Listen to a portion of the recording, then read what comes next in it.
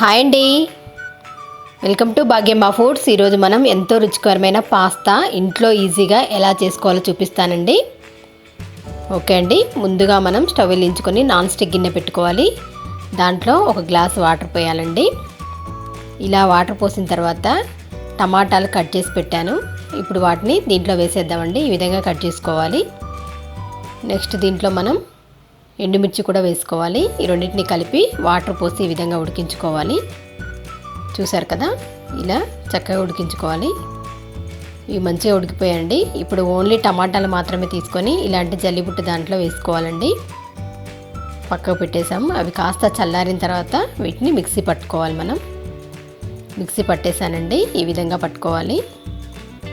Next మనం మళ్ళీ stove వెలిగించుకొని ఒక గిన్నె పెట్టుకోవాలి. దాంట్లో కొద్దిగా వాటర్ పోసుకోవాలండి. ఇప్పుడు ఈ వాటర్ మరుగుతున్నప్పుడు మాత్రమే మనం పాస్తాని వేసుకోవాలండి. చూసారు కదా, పాస్తాని వాటర్ మరిగిన తర్వాత వేసేసాను. ఇప్పుడు దీంట్లో కొంచెం ఆయిల్ వేసాను, కొంచెం సాల్ట్ కూడా వేసుకోవాలి. ఓకే అండి, ఇలా ఉడికిపోయాయి మంచిగా. మరీ ఎక్కువ ఉడికించొద్దు. ఇప్పుడు దాన్ని వాటర్ అంతా తీసేసి ఈ విధంగా జల్లిబుట్లో వేసేసాము. నెక్స్ట్ మనం మళ్ళీ నాన్ స్టిక్ గిన్నె పెట్టామండి. దీంట్లో కొద్దిగా నెయ్యి వేసాను, సన్నగా తరిగి పెట్టిన వెల్లుల్లి ముక్కలు వేసాము. ఇలా వెల్లుల్లి వేసేసామండి. నెక్స్ట్ దీంట్లో ఆల్రెడీ మనం టమాటా ప్యూరీ పట్టాం కదా, అది కూడా వేసేస్తున్నామండి.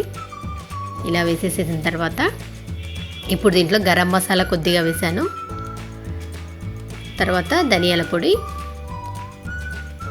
ఈ రెండు వేసిన తర్వాత రుచికి సరిపడా కొంచెం సాల్ట్ కూడా వేసుకోవాలి. నెక్స్ట్ దీంట్లో కారం వేసుకోవాలండి. మరీ ఎక్కువ కాకుండా చూసుకొని వేసుకోండి కారం వేసిన తర్వాత అంతా ఇలా కలుపుకోవాలి. తర్వాత దీంట్లో కొద్దిగా సాల్ట్ వేసాం, పాలు 1 స్పూన్ పోసానండి, కొద్దిగా పెరుగు. నెక్స్ట్ దీంట్లో మైనీస్ వెజ్ది వేసుకోవాలండి.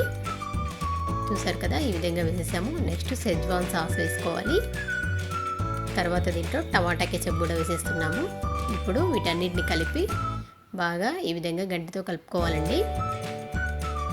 నెక్స్ట్ దీంట్లో మ్యాగీ మసాలా కూడా వేసుకోవాలి, మంచి టేస్ట్ వస్తుందండి. దీని అంతటిని బాగా కలిపేసుకోవాలి.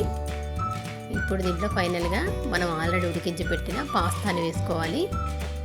అంతే అండి, ఈ పాస్తా వేసిన తర్వాత దీని అంతటిని బాగా కలుపుకోవాలి. అంతే, ఎంతో రుచికరమైన వేడి వేడి పాస్తా ఇంట్లోనే ఈజీగా రెడీ అయిపోతుందండి. కంపల్సరీ ఇది మీరు ట్రై చేయండి. మీకు ఎలా కుదిరిందో మా భాగ్యమ్మ ఫుడ్ ఛానల్ కామెంట్ సెక్షన్లో తెలియచేయండి. ఇలాంటి వెరైటీ రెసిపీస్ కోసం భాగ్యమ్మ ఫుడ్ ఛానల్ని లైక్ చేయండి, షేర్ చేయండి, సబ్స్క్రైబ్ చేయండి. Thanks for your support.